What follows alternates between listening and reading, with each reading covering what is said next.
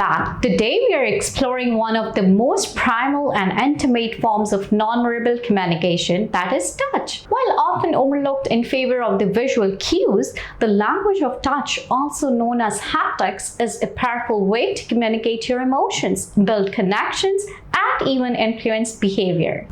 Touch is one of our earliest forms of communication. From the moment we are born, we rely on touch for comfort, security, and bonding. As we grow, touch continues to play a crucial role in our social interactions, conveying a wide range of messages that words alone cannot express. Let's explore into the different types of touch and their meanings. Positive touch. Affectionate touch, hugs, kisses, and caresses convey love, intimacy, and the emotional support. Playful touch, tickling, playful punches, and high fives express joy and lightheartedness. Appreciative touch, pats on the back, shoulder squeezes, and handshakes communicate gratitude, recognition, and congratulations. Ritualistic touch, greeting touch, handshakes, cheek kisses, and bows are customary ways of greeting people in different cultures around the globe. Ceremonial touch, touching religious artifacts, exchanging rings during weddings, and shaking hands during business deals have symbolic meanings in various contexts. Control touch,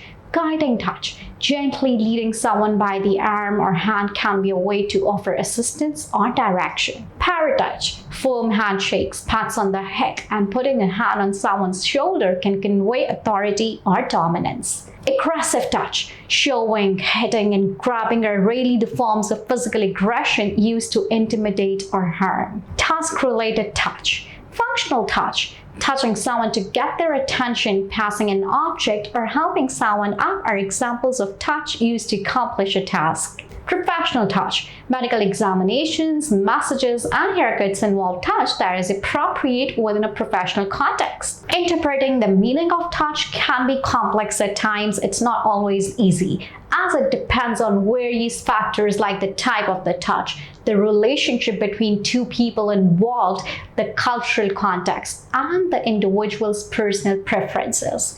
A hug between friends might be seen as a warm greeting, while the same hug between colleagues could be perceived as an inappropriate thing. Moreover, touch can have profound impact on our physical and emotional well-being. Research has shown that positive touch can actually reduce stress and anxiety. Touch triggers the release of oxytocin, and that is a hormone that promotes relaxation and bonding. Boost the immune system. Studies have shown that massage therapy can increase the activity of natural killer cells, which help fight off infections. Improve mood and well-being. Touch can activate the brain's reward centers, leading to feelings of pleasure and happiness. However, it's really important to remember that touch is a personal matter, and everyone has different comfort levels. Always be mindful of personal boundaries and cultural norms when using touch in your communication.